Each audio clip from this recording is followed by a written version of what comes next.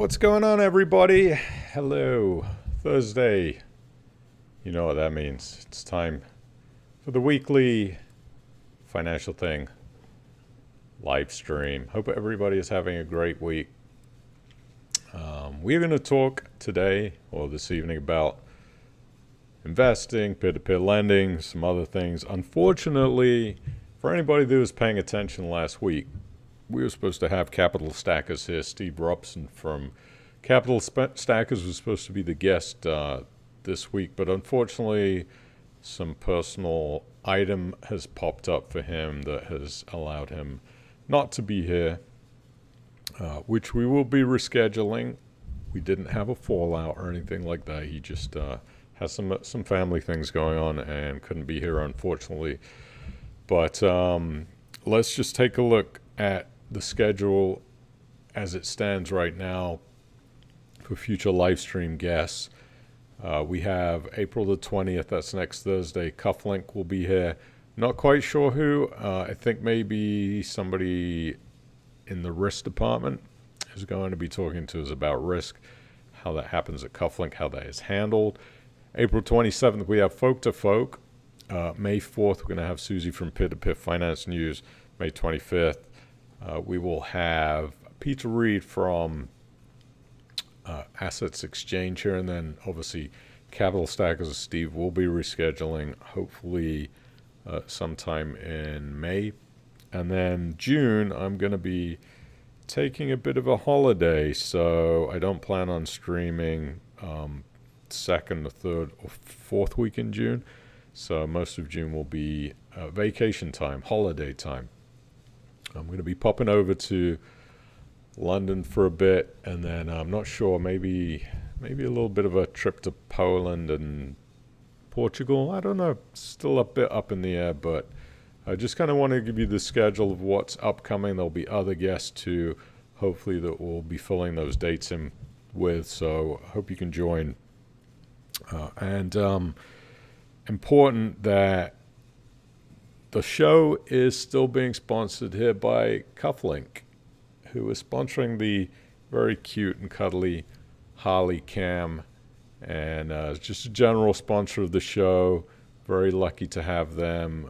They've always been very supportive. You know, this is not a huge money-making scheme for me. This is done through love and labor, and Cufflink has come through and said, you know, we really appreciate what you've been doing over the years. We want to sponsor the show, give you some support.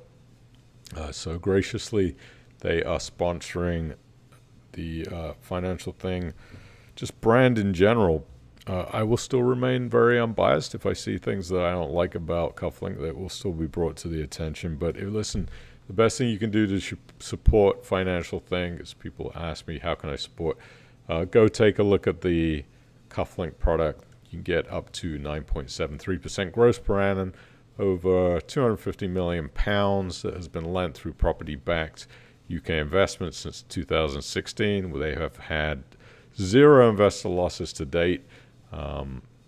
And don't forget that your capital is at risk. Please don't invest more than you're prepared to lose. This is a peer-to-peer lending product that does have risk, but if you want to go check them out, you don't have an account already, you can sign up for free at join.cufflink, that's 1F, KUFLINK.com/financial-thing. And, anytime you support a sponsor of the show, it supports financial thing, and it supports Harley, most importantly. So,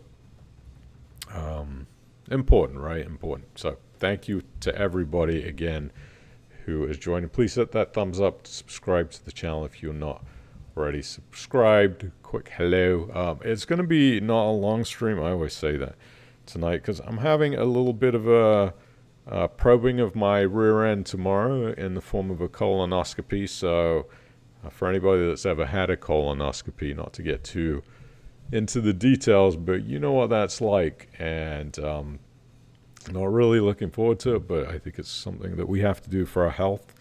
Let me know if anybody out there has had one of these, because I have had one 5 years ago, and yeah, it was a bit of a shitty affair, if you know what I'm saying. But yeah, I'm not going to be here for too long today. I'm going to try to get through this information quickly and get prepped for that tomorrow. So yeah, it's going to be a fun evening, fun night. Anyway, quick hi to everybody in the stream. Who we got here? Dave Dawson in Staffordshire. Hope the weather is starting to warm up a little bit over there. J.M. Roberts in Toronto, where it's a very balmy 28 degrees centigrade. That is balmy for this time of year. Patty is in France, of course. Good evening from bustling, vibrant, multicultural and cosmopolitan hub of investing, London, Invest 22. Paul Bagworth, of course, in Kenilworth. And we got Crazy Cash Pap. That's a great name. Colin Perry in the Peak District. Peter Vince says hi to a very sleepy Holly. She spends most of her life asleep. Stephen Hale from Heathrow, normally Nottingham. Mike Powell from a very changeable Southampton. Aki Chap, of course, in Accrington. Holding down. I know, Alan, the 9.73%. I have to read what they give me. That was kind of our agreement. So it's a little bit lower AER. But I do have to read what they give me, so that's just part of it. Hi.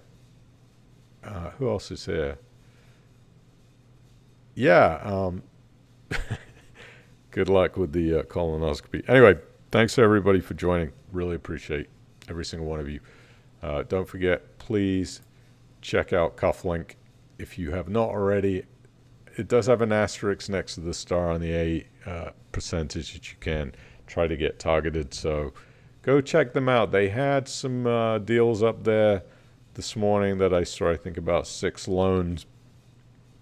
Actually, let us just take a look and see what Cufflink does have to offer.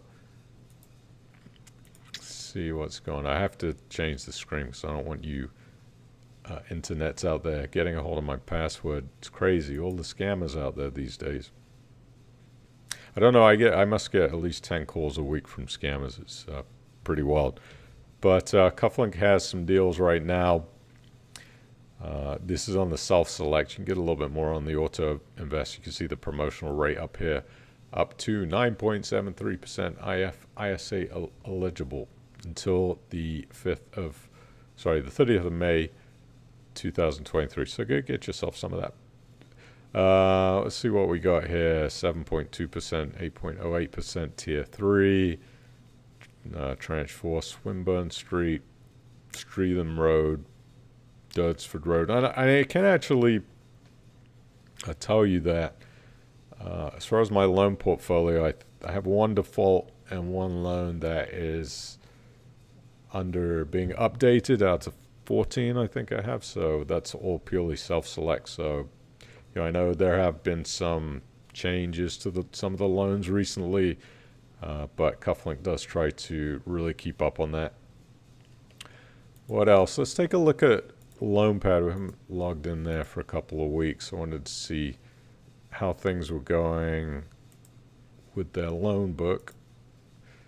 You can also get 4.2% on Cufflink right now and 5.2% on the premium account, 4.2% on the classic account. So we see those interest rates rise.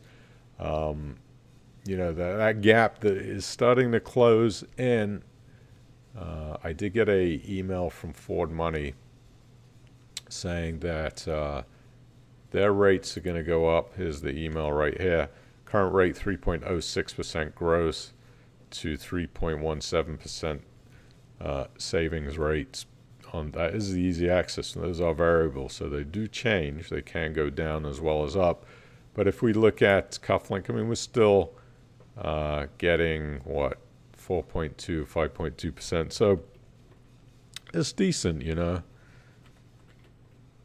It's decent. It's still a decent spread. I personally use the 5.2% account. So we have 12 lending partners still, 148 million pounds loan value, 43% loan to value average. So still very low in that respect. 178 live loans, average loan size 430,000 with 4,812 lenders. I remember when I started covering LoanPad when these lender numbers were down in the, I think, 1,600. So they really have continued to increase that. 12 lending partners and nothing seems like is in particular trouble with the loans, you can still get this estimated time to sell, less than 1 day, estimated time to invest, less than 1 day. So Cufflink still continues to, LoanPad, of course, Cufflink too, providing a good product. On the lower risk end, LoanPad still providing that good product. This is the investor update, March 2023 from Assets Exchange. There was something interesting in here that the Assets Exchange people sent out that I thought was worth just mentioning. Let's just read through this very quickly. Yes, by the way, May 20th, I believe. Is that correct? May 25th at Assets Exchange will be here. So they have launched a product property, St. Helens Close, that is their highest yielding property with GLH, yielding 6.5% net to investors at launch, and it is a supported living property. This is a internal repairing lease, which means that any repairs or anything that needs doing to the property is the responsibility of the lessee, is that right? Lessee, and not Assets Exchange. So generally that type of lease is set up with commercial properties. So it's kind of unusual when it comes to residential, but it's a really good thing that Assets Exchange have got set up on a lot of their leases. On an internal repairing lease, the lease also benefits from rent increasing annually in lines with inflation with an annual cap of 7%. The property will house 4 people with learning disabilities, learning difficulties. Again, I've always liked what Assets Exchange is doing with the product that they're putting out. They're actually socially positive, so they're doing something that's good for the community, which is really, really nice. We don't see that a lot with investment companies. Now, this was the interesting part that I found. Let me see if I can highlight this for you. We've heard from, that was not what I want to do. We've heard from some investors that a few of the historic properties on the platform now look less attractive against a backdrop of higher interest rates. And we just spoke about some of the savings rates increasing.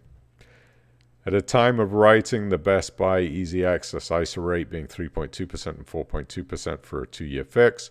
However, we would like to highlight that the majority of these properties are inflation linked, and we will see an uprating in the yield over time. Indeed, we have 19 properties on the platform scheduled to see a rent rise from the 1st of April, the majority which will see rent increase by the February CPI inflation numbers, which read 10.4%. So we will soon see a higher slew of rates across the platform.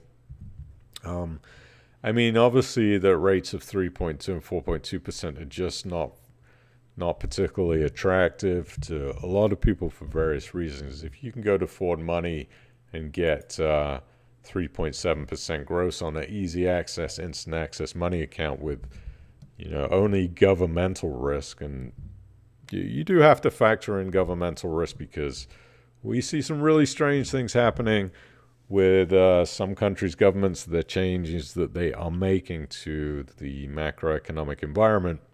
So there is some risk involved. I could definitely see why investors would be thinking 3.2%, especially why would I lock myself into that type of rate for a 2-year fix when I can get just pretty much the equivalent. I expect to see exactly the equivalent as these savings account companies change their interest rates.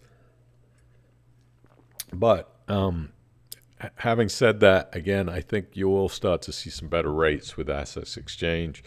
There also has to be something said about what kind of risk you are taking in relation to the amount of interest you are receiving or the amount of expected targeted interest annual returns that you're receiving. So pay attention to these kind of updates because, and two, if you're not somebody that logs into your account much, pay attention because some of these products that we do see in peer-to-peer lending do offer low rate interest. And when you start to fall very close or especially behind actual what you can get in the bank, that at that point doesn't really make any sense at all. I'll just say that out of pure honesty that if you're getting 3.2% in Assets Exchange, Yeah, I just don't really see a point in that. So make sure you are paying attention to what is going on in your accounts and update them as you need to. I've always said when it comes to finances, there is really no loyalty to be had unless if you feel like Assets Exchange is providing something really good to the community and you want to support them purely because of that. I get that and I totally understand. I don't think that's a bad thing. But when it comes to loyalty and investment returns, you just got to go where it makes the most sense, And sometimes that is out of a certain investment sector and into a bank or into different sectors. But I still think a lot of these peer-to-peer companies are offering attractive rates for the most part. But pay attention to your accounts, and we'll talk more with Peter Reed about that situation too when he comes on the stream in May. Okay. Lenders report increase in default rates in quarter one of 2023. Now, one thing I wanted to talk about, which I think is just, I think this has been swept under the rug for the most part in general with what is going on in the economy. I think something is a big storm is brewing. I've been saying that for several months, and maybe I'm the guy that's the Peter, what is it? The boy that cried wolf, right? Let me just adjust this. But everything is pointing economically to problems, to big problems that I think is, for the most part, been generally swept under the rug. And I think governments are just trying to really gloss over the issues that are there by spending and spending and spending. Because this report doesn't surprise me at all, and it does affect peer-to-peer lending too. We do have to keep an eye on it, and particularly for SMEs, which are small and medium enterprises. These are companies that people like Assets Capital have lent to. Lending Crowd, I think. Lending Crowd, the Scottish company, SMEs, fell into some issues. So this report is saying that both default rates on secured and unsecured loans to household and both SME-sized corporates, so small and medium enterprises, have increased in the first quarter of the year. Duh, no surprise, right? According to the latest credit conditions survey from the Bank of England, so this is a proper report, default rates in all of these categories are expected to increase further in the second quarter. So we're going to see, and again, this is SMEs, not necessarily to do with property development. It could definitely include that, but SMEs are going to really struggle, I think, in the second quarter and probably through the rest of the year. Default rates on large loans to larger businesses were unchanged in the first quarter and are expected to remain unchanged in the second quarter. I'm not really sure how they can predict these types of things. I mean, they can just go off of history, but all the crazy things that are going on in the world right now, I just think it's a really difficult thing to predict. The findings are part of the quarterly Bank of England report. Is presented the results of a survey conducted between the 27th of March and the 17th of March 2023. So this is very new data. The survey also found that the overall spreads on secured lending to households relative to the bank rate or appropriate rate swap narrowed in the first quarter and were expected to narrow further in the second quarter. So that basically means that the amount that the lenders are getting in interest is starting to reduce. Personally, I think that is going to change to the opposite in the future, long term, I would say, but again, we'll talk more about that. Demand for lending across the board was also down in the first quarter, but it's expected to increase slightly for households in the second quarter. I would place a prediction that over the next 12 months, you're going to see that demand for money is going to really increase, especially household loans, as people are really starting to get squeezed by what's going on in the economy and the inflation rate. I think these reports, you have to kind of take them with a pinch of salt because, again, they're very hard to predict what's going on. But we do use this as a bit of a crystal ball into peer-to-peer lending, and that, if SMEs are borrowing money and they're continuing to borrow and increasing, but those default rates are increasing, you do have to pay attention. I would imagine most of you are not really involved in that kind of lending, SME lending anymore, since Assets is pretty much closed their doors to retail, and there isn't too many other companies that loan to SMEs. But do pay attention to that type of information, because that does give us a little bit of an insight into what possibly could happen with default rates going forward into the rest of the year.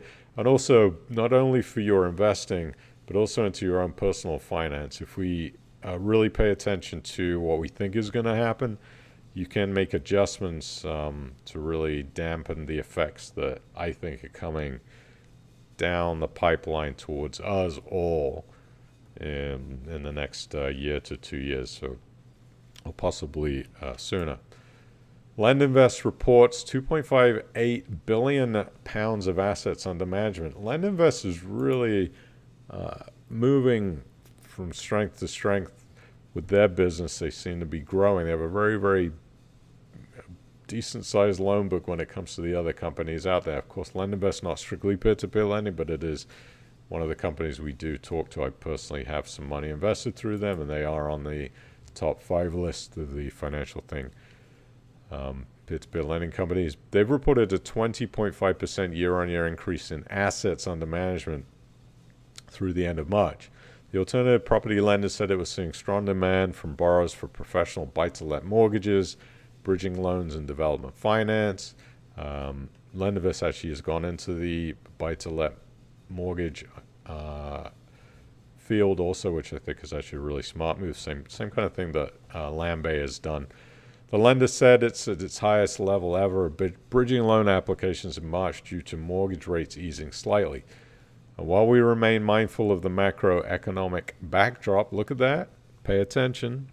They are being mindful of the macroeconomic backdrop. They see some things bubbling. We have some confidence in our growth strategy.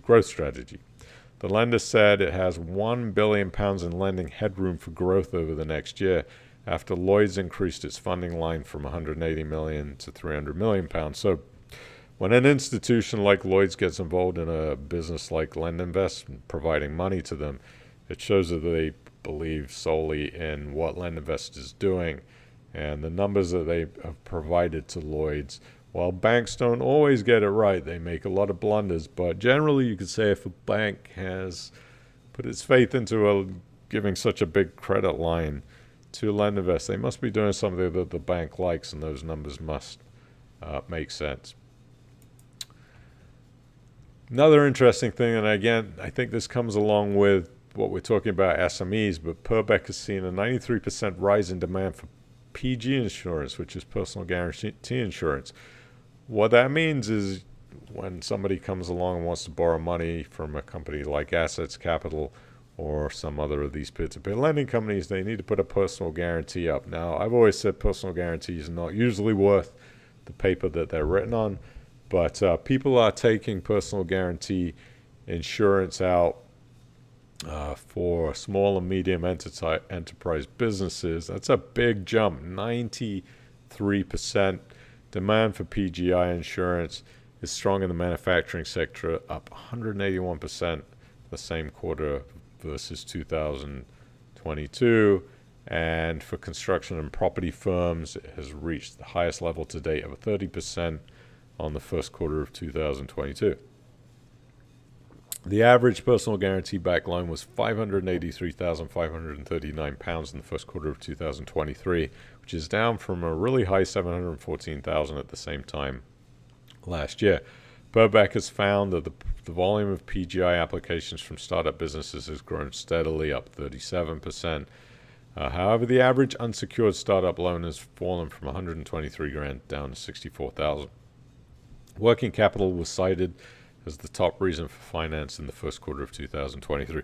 So again, just data numbers that we pay attention to, because this is what I see coming down the pipe. Storm clouds gather over UK SMEs as inflation bites. UK small and medium enterprises are facing relentless cost pressures driven up by rising inflation and high interest rates, according to research from alternative funding provider Nucleus. It found that for the next 12 months, the top three threats, according to SMEs, are high levels of inflation pushing up internal costs, staffing costs up 40%. Unprecedented utility bills and high levels of inflation pushing up external costs. UK SMEs are looking aghast at the storm clouds overhead, fully aware of the challenges posed by the year ahead. While rising costs are typically top of mind, it is notable we are seeing such a heightened awareness of mental health and recognition of the importance of people in building, sustaining, and growing a business. Just again, another example of some of the things that we see that have been brewing for a really long time. It's like this water balloon, right, that you keep filling and filling and filling, and eventually the balloon just cannot take the pressure, and boom, it pops and you get wet. So again, pay attention to all this types of data coming down. There is a large amount of complacency right now, I think, because number one, we've seen these really, really low interest rates for a long time, right? We went through a decade of low interest rates of next to nothing. And then we saw the inflation balloon and spike. And then we saw the interest rates spike. But a lot of people are very complacent because they're looking at the, say, the stock market going, well, the stock market's down, but it's really only down a few percent. Maybe some things are down 10 to 15%. So we haven't seen this big correction that everybody who's kind of glass half empty has been talking about for a while. I mean, for several years. The key is that type of complacency that exists. You don't want it to be overlooked. That type of complacency can really hit you hard when the proverbial poo does hit the fan. And I believe the poo is coming. I think now is a time to really pay attention to safety, diversification. But just because it hasn't happened yet doesn't mean it is not coming. And it could happen fast. I mean, look how fast the inflation rate spiked. Look how quickly interest rates started to go up. It can change very quickly. So these types of data, information, and studies that we get and that I read to you about are really important to kind of forecast what is going on. Let's see. 5 reasons to invest your ISA allowance. It's coming up. Did we already pass it? Oh, we already passed it. Yeah, it's gone. So you have to invest now in your ISA for the upcoming year. If you haven't invested in your ISA, very important. You can do that and through an IFISA, through things like P2P lending companies. You can do stocks. You can do cash ISAs. You are going to get a better rate generally in some ISA accounts. Take the only thing that the government really gives you, which is some tax-free window. I don't know if you know this too, but in the U.S., you only get, if you're under 50, a $6,500 US dollar, basically in a personal ISA account allowance, whereas in the UK you're getting £20,000, which is more like the equivalent of 23,000 US dollars. So if you don't take advantage of the ISA, you really, really should. I mean, not everybody has 20 grand to put in every year, but even if you're only putting in a few thousand here or there, always take advantage of that because, again, it's just something that the government is handing you. They want to tax the crap out of you, and that's the only thing that they're really saying is, hey, we're going to give you this break. This advantage, God, my stomach is absolutely rumbling. I've been on a liquid diet all day. I'm starving. Sorry, but I try to drink this green tea. It's just making me more hungry. Yeah, use that ISA allowance. Holly, use your ISA allowance. I don't think she's using it, but definitely use it. You can get higher rates. You can take advantage of compounding interest, tax-free. So whatever you're able to save in the future, you don't have to worry about paying tax on it. It's very, very easy. So do it. I thought this was really interesting. There's been a lot of talk about AI, right? Yeah. I thought we'd go on ChatGPT and just type in a question and see what ChatGPT says. This is an AI purely interface. So let's ask ChatGPT, is peer-to-peer lending safe? Oh, look at that. It didn't work at all. Maybe I got to re-log in again. let's try. Is peer-to-peer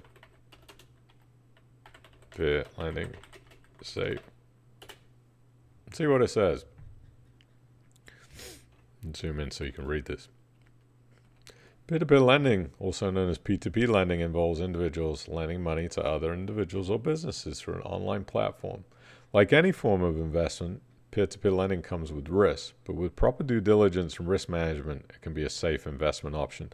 This is pretty, I find this kind of stuff fascinating, that you could literally take any question that you have, and this computer-generated artificial intelligence is popping out a pretty accurate description in the sector that we all know and love, right? Here are some factors considering when evaluating the safety of peer-to-peer lending. Platform reputation and track record. Very true. Choose a reputable peer-to-peer lending platform that has a good track record of loan performance and borrower satisfaction.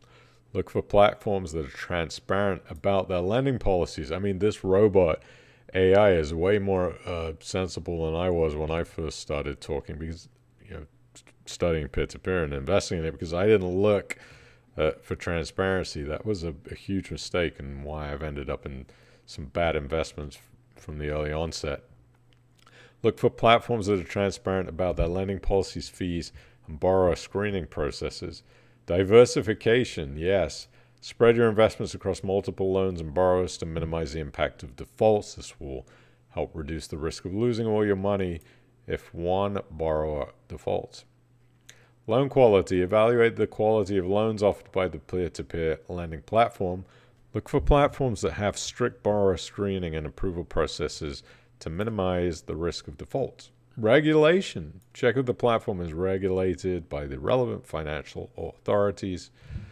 Regulatory oversight can provide additional protection for investors. I mean, look at the collateral situation, right? They were advertising that they were covered by the FCA, regulated by the FCA, not covered, bad word, just regulated, overseen. And that turned out to be a bunch of crock of poo. Completely lied about that. So good advice, check and make sure that the platform is actually really regulated, because they could say that they are, but it doesn't mean that they are. Due diligence. Conduct your own due diligence on each loan opportunity before investing. This can include reviewing borrower credit scores, financial statements, and loan purpose. That becomes tricky for the average investor out there. I don't think is going to go through all the time and trouble to do their own due diligence on on the borrowing side. You should, but if you're only investing £50 into a loan, are you really going to go through all that trouble to do your own due diligence on a borrower? Probably not, let's be honest. If you're investing significant amounts of money, definitely do that due diligence. Pay attention to Chat GPT, because this AI bot speaks the truth.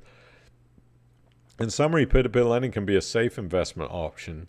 If you choose a reputable platform, diversify your investments, evaluate loan quality, check for regulation, and conduct due diligence.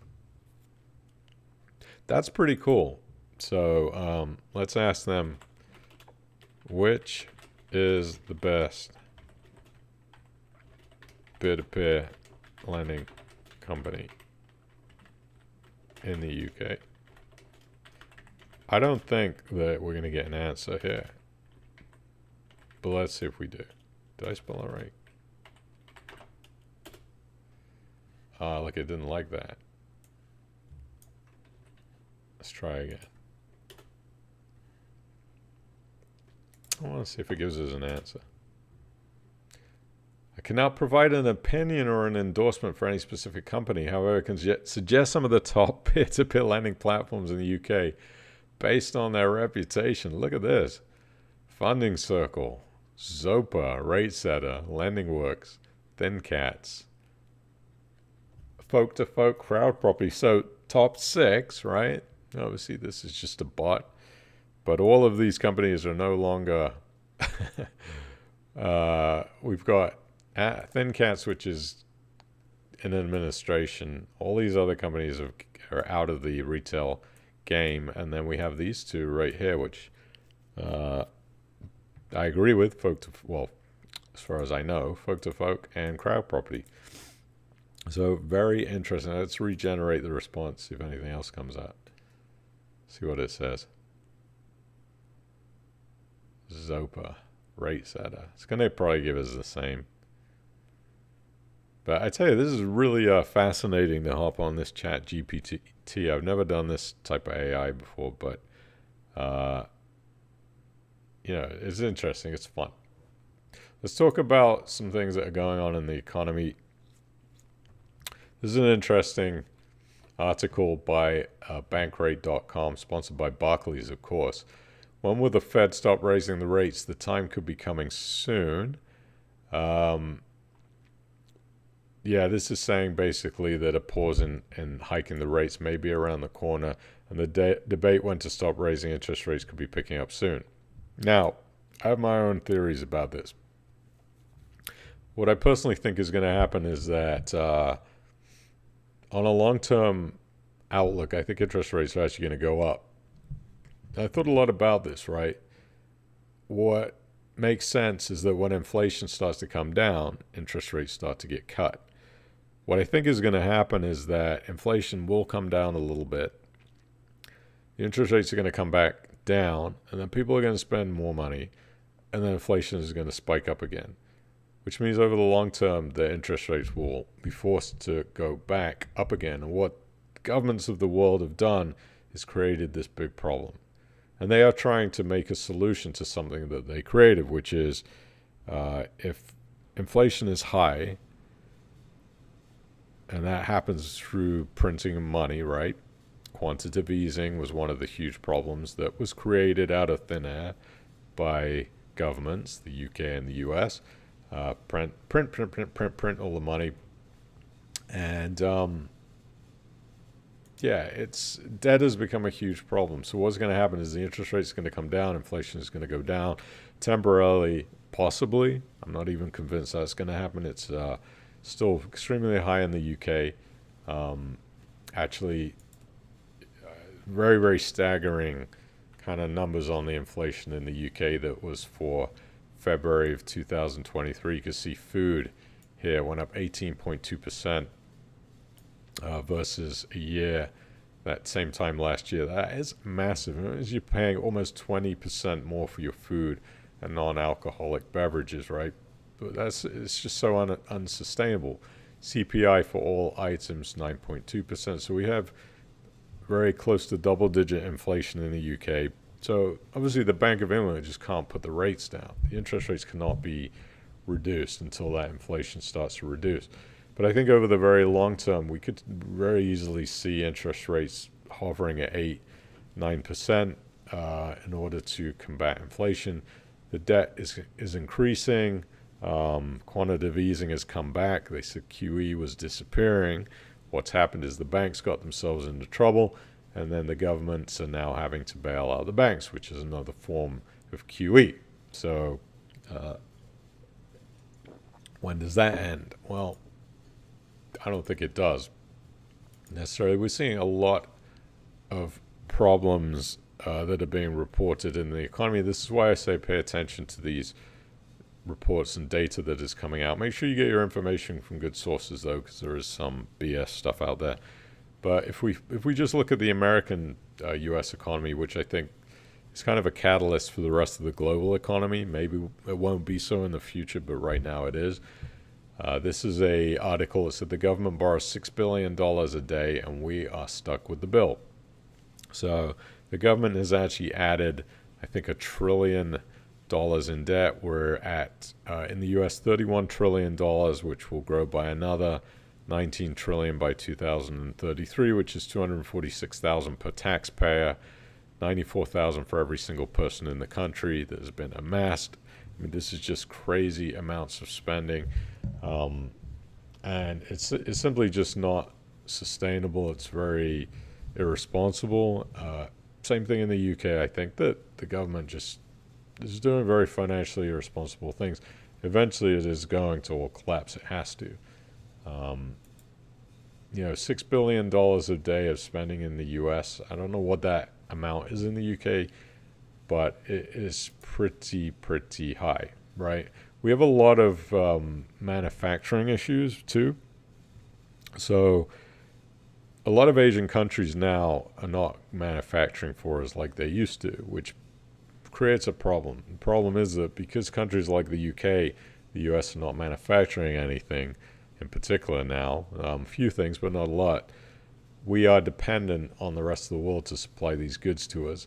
And I think those costs of goods are going to increase, and countries like the UK and the US are going to have to become dependent on themselves to produce these goods. It's a big problem. And it's one, again, that I think really just gets brushed under the rug because we haven't seen this massive financial impact yet that is coming. We saw it in 2008, right? Everybody was hurting. People started paying attention to things that were going on in 2008 and 9 because it was a big wake-up call, but we've been very complacent since then. Yet we have all of these issues going on. Also, there's a lot of countries that are divesting from using the US dollar as a reserve amount. And I think one of the really eye-opening things that happened was when the US placed sanctions on Russia and just confiscated all the money from what was going on from the Russian companies and Russian, companies that had big bank balances in the US, and the US administration just froze them and took them. And basically, who wants to take that kind of risk anymore? As consumers, we're consuming a lot. We're consuming more than we should be because money is getting printed, right? And this is why, obviously, inflation has become a big problem, is because of consumer spending, printing money, just government putting more and more money in consumers' pockets. Consumers spend more money, inflation goes up. Big problem. And then, if you ever think about that, and this is not, I don't want this stream to be about government bashing. I think it's more about the reality of what's going on and, paying attention to what's going on in front of you. I'm making very defensive position changes now to things like investment portfolios while still continuing to be invested in things like the Vanguard index tracker. I'm also taking some money aside, and if I get extra cash to be invested, really, really diversifying, still continuing with P2P lending, but starting to take some positions in gold. I'm not a big fan of gold. I'm really not. I think gold has performed pretty badly if you look over decades, periods. It just hasn't done well depending on when you got in and out. But what I think it's going to do is provide a backstop to when things really, really get heated and the economy does suffer.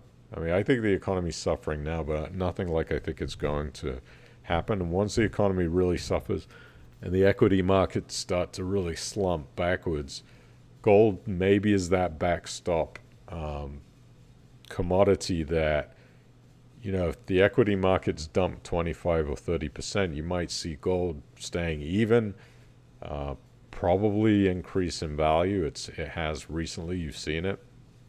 When equity markets have gone backwards, gold is actually in the green a little bit because money has come out of equities and stocks into gold. And this is not, I wouldn't put my entire investment or retirement into gold for sure. But you want to have some kind of a backstop if that does happen in the stock market. Of course, we're all in it for the long term. But again, what if we have this lost decade of stocks where we just don't see anything positive happening for an entire 10 years? I think that is really, really, really possible. It's happened before.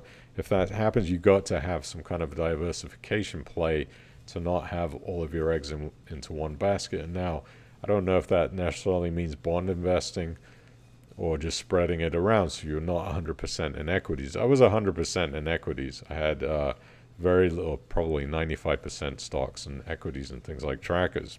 You saw what I was doing with the trading 212 portfolio that really got hit hard. We look at that right now. We are down at 14,600, so down from what, almost close to 20,000. That's a pretty decent size hit. We're talking about over 5,000 pounds in losses. A little bit better this week because Zim shipping made a really decent dividend side payout. We got 1,100 pounds in Zim, and we got a history. Let's look at the history. I think we got 282 pound dividend, and that happens every quarter. So that's kind of crazy. You can get that kind of dividend, even though the stock's down 20%. So, I think over the long run, maybe a play like that is the way. But you can see I've diversified this down to just now Deutsche Bank, Flex, Natural Gas, Calera, which has been a real terribly performing stock, Norwegian terrible, Vermilion suffering, and Zim. So this is what happens, when stocks take a hit like this. You can have that backstock in something like gold or maybe even bonds, which is hard to do. Nobody wants to invest in those backstock types of investment when the stock market's doing really well, because there's that fear of missing out, the FOMO. If you see stocks going up 10 or 15%, you see gold staying at zero or in the negative, emotionally it's very hard to invest in the one that's not doing well. But then you see things like this happening in the stock market, and you pay attention to that. Even our Vanguard S&P 500 darling fund that has been, sort of looks like a mountain, right? It's kind of up and down, up and down. I think this is what we can expect to see for the next unforeseeable period. I don't know. I'm not a crystal ball. I don't have ESP. And for how long this is going to last for. But I've definitely been diversifying. I've got this account balancer here, 6,700 pounds, which I think may start to go into some kind of commodities other than oil, maybe into gold and silver and things like that. Just kind of preparing for what's coming forward.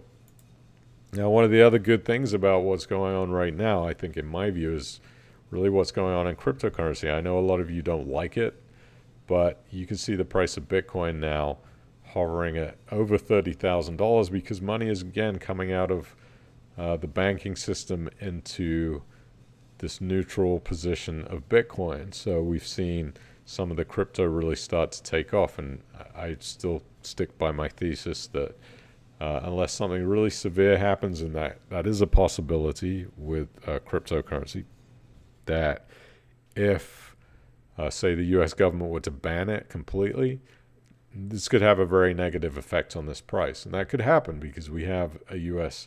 digital currency coming down the line soon enough, probably the same in the U.K. This could also have a really good effect on Bitcoin price. When we get that digital currency, it might start to make people really look at this as a play of diversification too, being that it's a neutral investment position. So Bitcoin has really taken off, done very well. If we look at the charts of 3 months, we started to see down from here from 19,000 up to 30. It's a big jump. Of course, we've had that dip off from the highs up here, which are in the 50s to 40s, but we're not too far back, right? There's a lot of people, the sky was falling, this was never coming back. A lot of people saying it's crashing to zero, but again, Bitcoin always manages to seem to save itself as money flows into it. Let's see. So again, if you think that you're immune from what is going on, look at what's happening in France right now. I think this is a great example of why you have to pay attention, why I don't think the government's here to save us. France, obviously the government is trying to put through this increase in retirement age from 62 to 64. They're just saying, screw you guys. We don't have enough money to pay pensions out. This is kind of crazy if you think about it, that something that people have taken completely for granted through the social system in France, and we do it in other countries. It's the same in the UK. It's the same in the US with the Social Security, which I say is bankrupt and may not be there in the future. But the French government just is basically saying we don't have the money to be able to pay retirements out at 62. So the only thing we can do is start raising that retirement age to be able to afford this. They can't continue to keep printing money to pay for this, because this is going to cause massive economic issues. And if you don't think something like this can't happen in developed countries, France is your perfect example of why you really want to pay attention to what is possibly coming down the line. This is a big, big, big problem. And whoever came up with this idea and thought that they weren't going to have issues in France by raising this retirement age by 2 years, I don't know what they were thinking. Obviously, they don't have their wits about them. We have things like sugar prices now at a decade high through global shortage fears, inflation again playing a part of that. UK inflation high. US inflation has come down somewhat to 5%, but it's still increased versus a year ago. So it's still been on the rise from a year ago. But it's definitely better than some of these numbers that we were looking at a few months ago. So again, good news. Interest rates and savings accounts have started to increase a little bit. But again, be very careful and just pay attention to what I think is coming down the line. I do believe interest rates will increase in the long run. The reason why, too, by the way, why would that happen? It's simple. If people are taking on more debt and they need to borrow more, interest rates then go up. Lenders will charge that borrower more money because now they are at a positional point of being riskier. So if you are borrowing as a consumer, you go back to your credit card company or your loan company and say, I need to borrow more. They're going to look at you as a higher risk and you're going to pay more for that interest. So, and then two, we've got obviously the Federal Reserve Bank of England that can change rates whenever they feel like it. And I truly believe in my heart that interest rates are going to go up because inflation cannot be curtailed in the long run because people are consumers. They spend and spend and spend and spend. So, I'm a little bit in a quagmire what to do with this portfolio at the moment. There's a little bit of part of me in the Trading 212 which is thinking maybe just dump half of it into this S&P Vanguard tracker and be done with the trading side. I don't see much upside in really trying to pick stocks at the moment.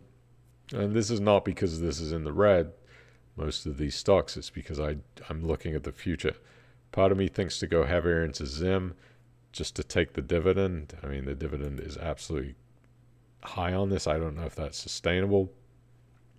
I think 200, what's that, like a 20% of what the stock value was just didn't paid out in dividends in 1 quarter.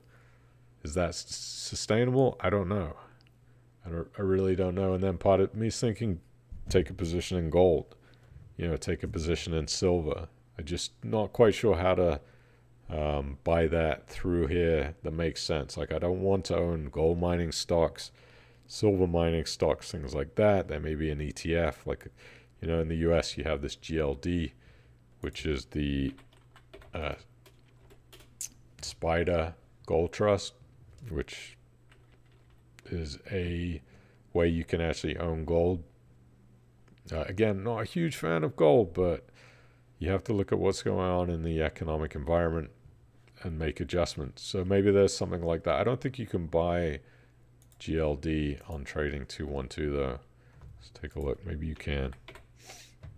No, you cannot. They have some of these other weird things. Dividend aristocrats. I don't know what that is. Swiss exchange. Maybe this is the way to do it. Wisdom tree, core, physical.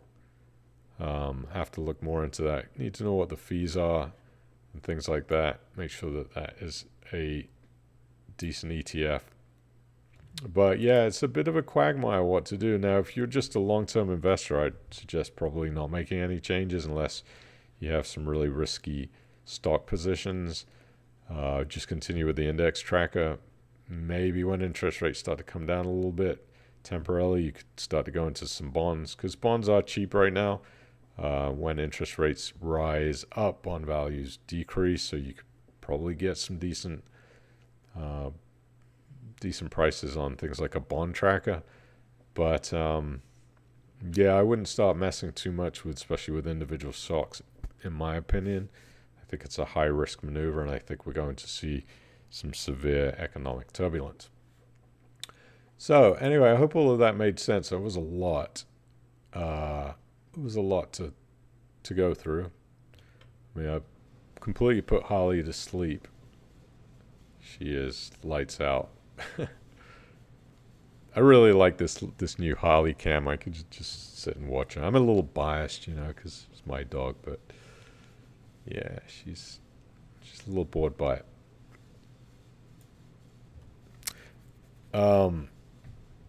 Let's see if you have any interesting comments. Please hit that thumbs up if you can. Super helpful to the stream.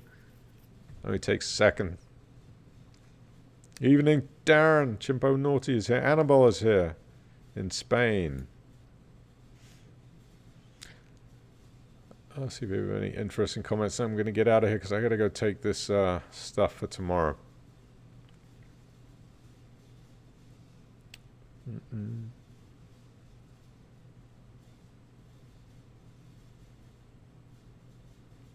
HSBC online bonus instant access paying 3.17%.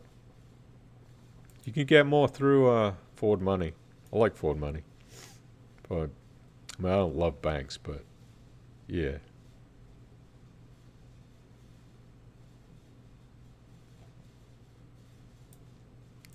Blend seems very short on loans lately. I hate sitting with money invested. Do you have any idea if they're having problems? Not that I know of. I think they're just they're very picky when it comes to their loans. So if they don't have anything that is interesting to them, they don't put it up. They don't accept them. Quadus do SME lending. They've returned my highest XIRR over the last 2 years. Really? Yeah, just pay attention. Looks like SMEs are going to have some really strong headwinds. I mean, 18% XIRR rate return, that's crazy.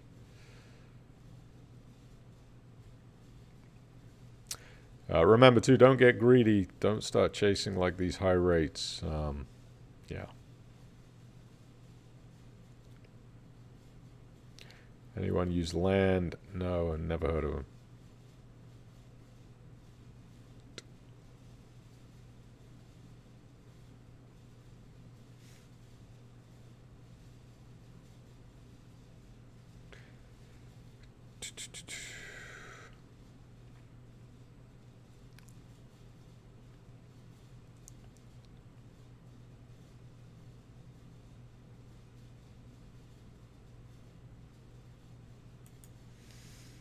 Own AI before it owns you was the best advice I've been given recently. I thought I was safe working in a creative industry, but no, the advancements in AI have blown my mind. What do you mean own AI before it owns you? It's an interesting comment. Proplan did their update on ChatGPT this month. Missed a few key points.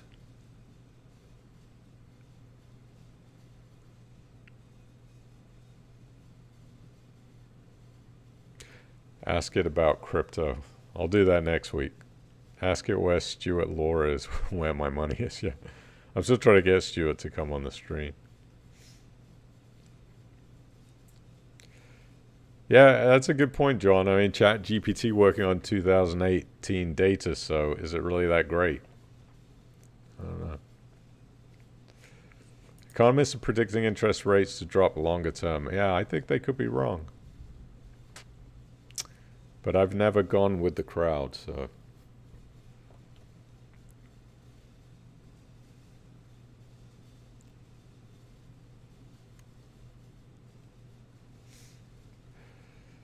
Bank of England is reversing QE. Yeah, just wait till there's an issue or a problem with the sector and they have to step in, then they will reverse.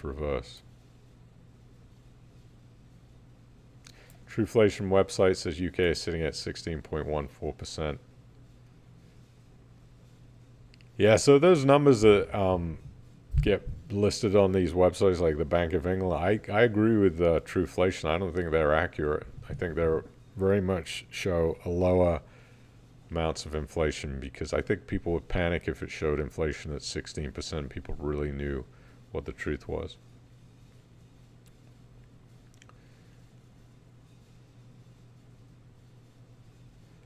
Archover has a lot of SME investments. Took a look at their website, no longer accepting retail. Yep. U.S. second largest manufacturing output in the world. You wouldn't know it because if you go pick up the goods and goods in the shops here, it's all made overseas. Yes, they do manufacture some things, but not always consumables.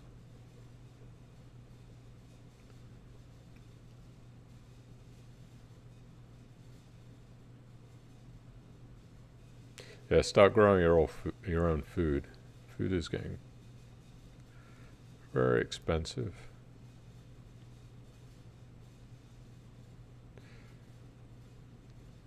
Patty, I bought 1 ounce gold bars last month at 18.26 euros. I don't consider it to be an investment, just a hedge. Really, really good comment. It's exactly what it's supposed to be. It's supposed to be a hedge.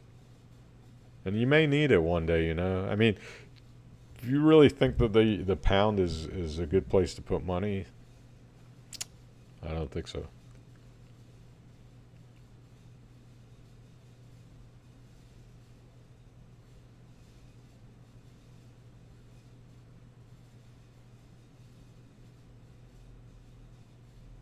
Yeah, I think silver might be a good buy, even though it's gone up quite a lot.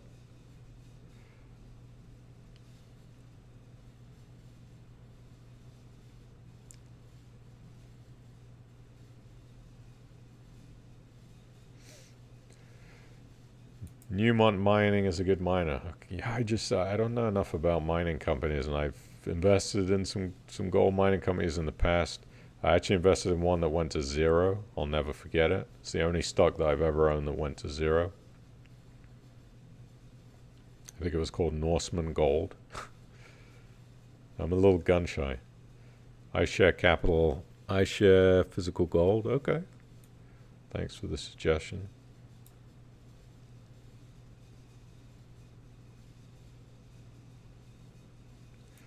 I see BTC, Bitcoin as an inflation hedge. It's volatile. I have faith in it. I've so much research.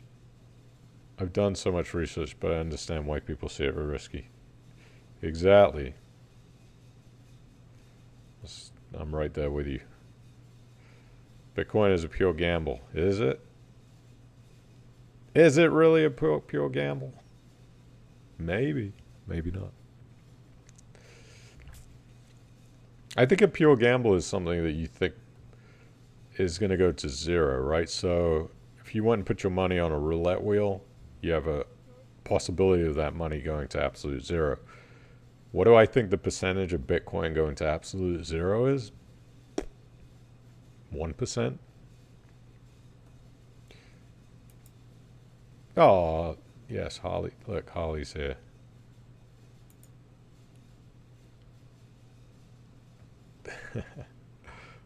Tell you, there's nothing like the unconditional love that comes to owning a dog, really. I never wanted a dog, right? I really didn't.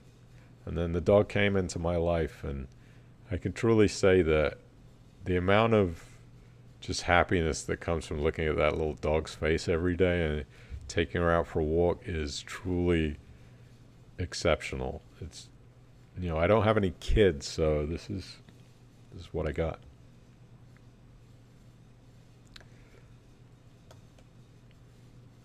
Just tested LendWise liquidity. Very impressive.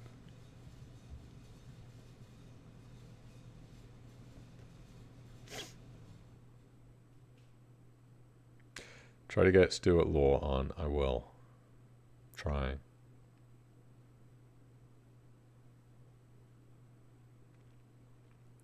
Good comments this week.